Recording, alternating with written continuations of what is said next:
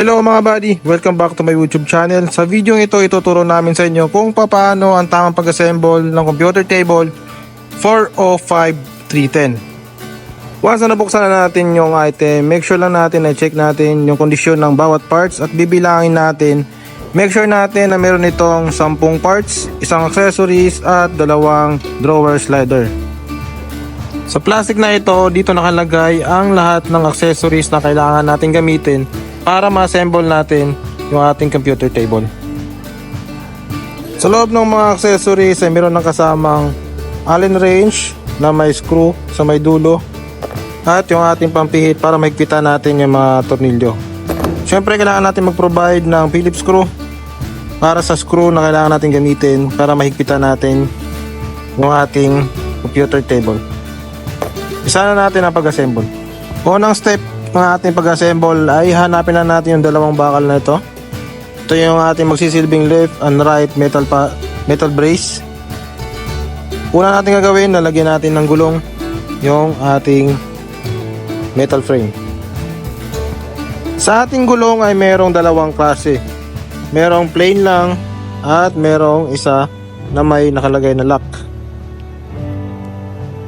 So yung lock na ito ay ilalagay natin sa may bandang harapan ng ating computer table at yung plain lang ay sa may bandang likuran. So ilalagay natin.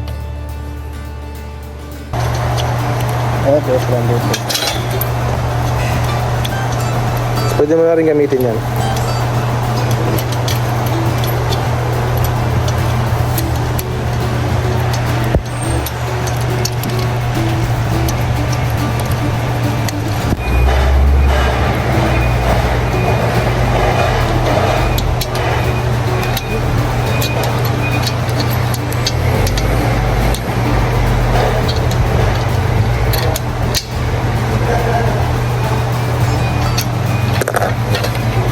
Once na nailagay na natin ang ating gulong, ganito na dapat na magiging itsura. Ito yung ating bandang harapan na may lock. Next step tayo, hanapin lang natin yung ating board na ito na may butas dito magkabilaan. Ito yung ating magiging lower board. So ipapakita namin sa inyo kung paano ang pagkabit gamit ang screw na ito. So ganito dapat ang ating paglapat. Ito yung lower board at dito yung ating butas para may screw natin siya dito sa may kahoy natin.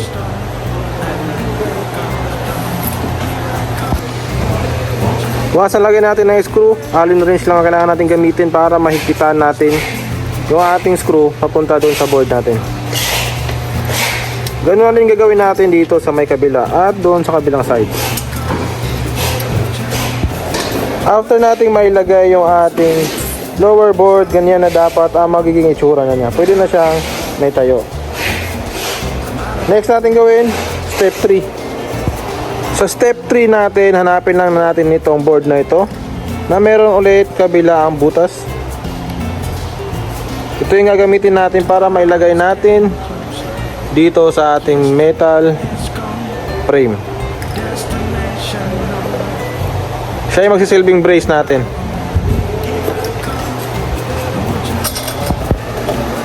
Ganon lang ulit ang magiging proseso. Lalagyan na natin ulit ng screw at higpitan gamit ang Allen wrench. May dalawang butas siya. Ganon din dun sa kabila. So yun po yung lalagyan natin ng screw.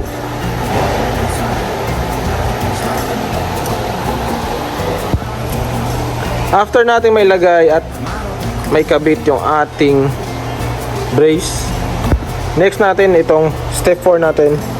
Hanapin lang natin yung metal, dalawang metal na yan na magkaparehas yung itsura. Pa-L. Tapos gamit ng screw na ito at ng bolt na ito para mailagay natin siya dito sa ating computer frame. So paano pagkabit, papakita namin sa inyo. So mapapansin niyo meron itong 3 butas. Itong 2 butas na ito, dito natin ikakabit yung ating tornilyo para may connect natin dito sa 2 butas na ito. So ganito ang pagkabit.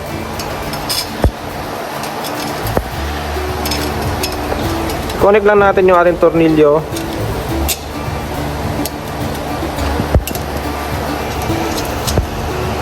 Tapos ilagay na natin yung nut na yan. Ganon din dito sa may pangalawang butas at doon din sa kabila. Same lang process kung paano pagkabit. Higpitan na din natin siya gamit yung Allen wrench at gamit yung pampihit na pinakita natin kanina.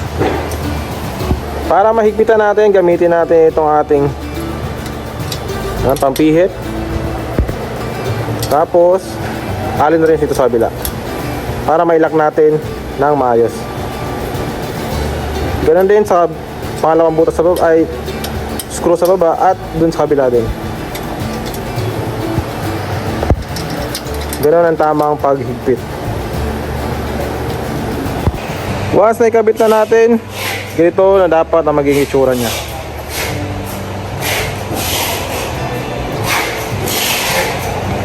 Ganun din sa kabila.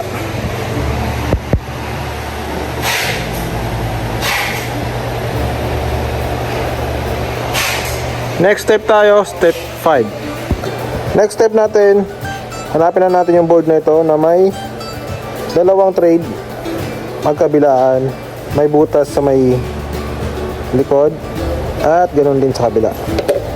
Sa kabila naman, tagusan yung butas, sa may gilid wala na. So ilalagay natin to dito sa may bandang itaas gamit ang screw na ito. So lalagyan na natin.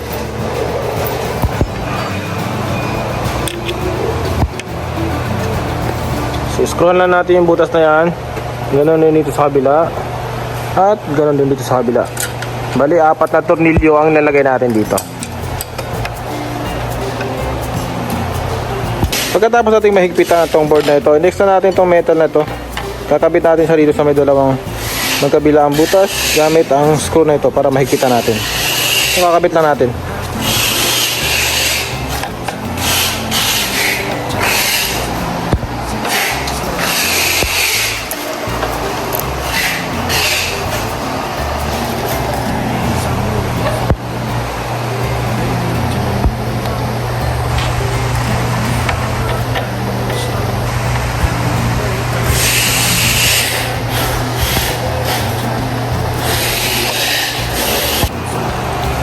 After na natin may kabit at mahigpitan itong metal na ito, next na natin ang ating pinaka main board, ang ating top board.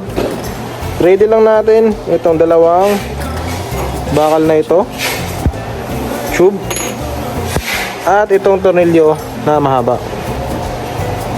So paano ikabit, ipapakita natin sa inyo. Set aside muna natin yung ating top board. Unahin muna natin itong ating metal tube. Ilalagay muna natin dito sa butas na ito. Patong lang natin yan. After natin makabit, pwede na natin ipatong yung ating pinaka top board. Tapos para mahigpitan natin, gamitin natin itong tornilyo na to dito sa ilalim. Tusok natin dyan.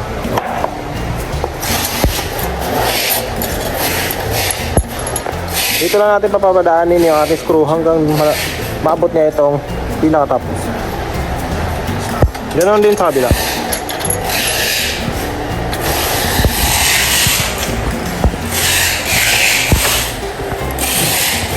At same lang din ang gagawin natin dito sa may magkabilaan.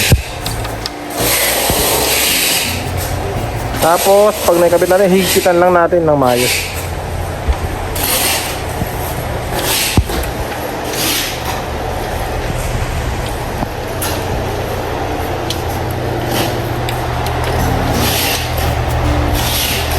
Natin is ang ating lagay ng keyboard. So, meron lang itong mark na butas dito para sa screw natin na maliliit. Meron din sa kabila. At gamit yung mga screw na to para may kabit natin to sa metal yung ating drawer slider.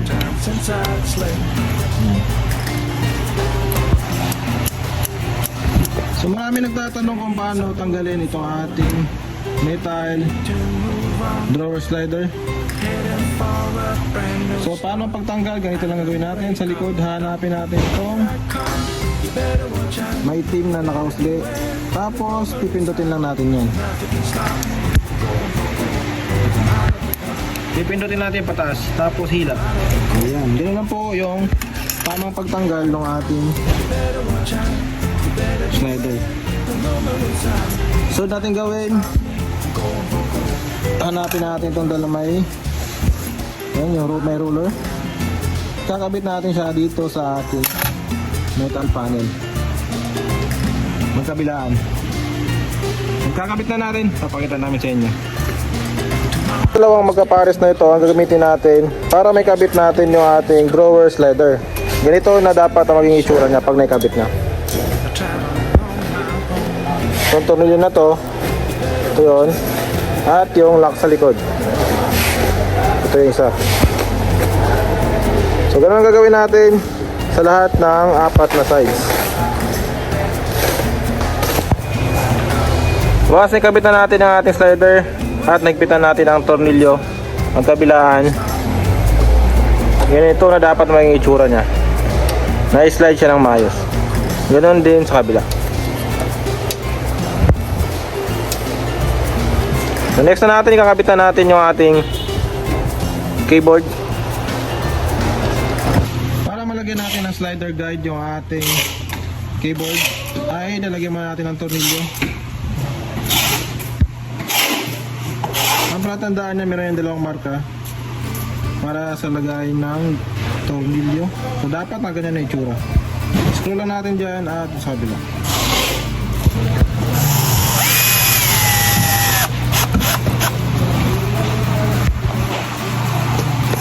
After natin may lagyan, pwede natin ikabit dito sa ating computer. Make sure na natin na kumagat itong ating guide dito sa ating drawer slider. Ganon din sa kabila.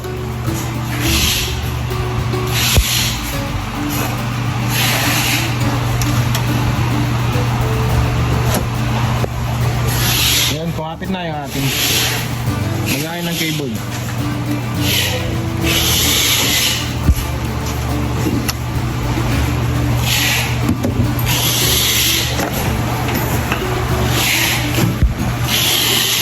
So pinakahuli natin itong tornilyo natin sa likod, dalawa, para sa ating top board.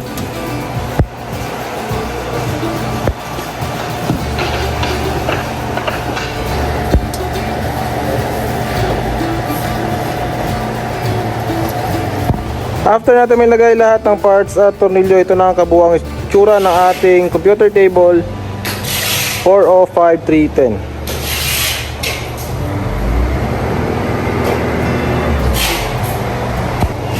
Meron siyang lagayan ng CPU sa baba, lagayan ng keyboard, top board para sa ating monitor, at para sa ating printer, pinakataas.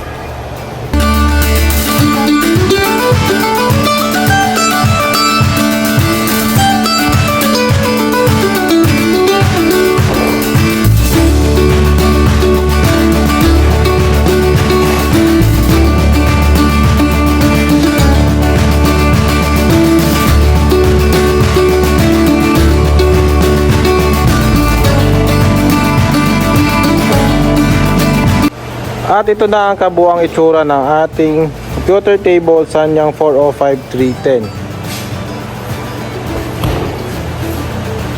May top board, lagay ng PC, monitor, keyboard at CPU. At kung umabot ka sa video ito, wag na wag mong kalimutang mag-like, mag-share, mag-subscribe para updated ka sa mga bagong tutorial na gagawin natin. Maraming salamat sa panonood. God bless always.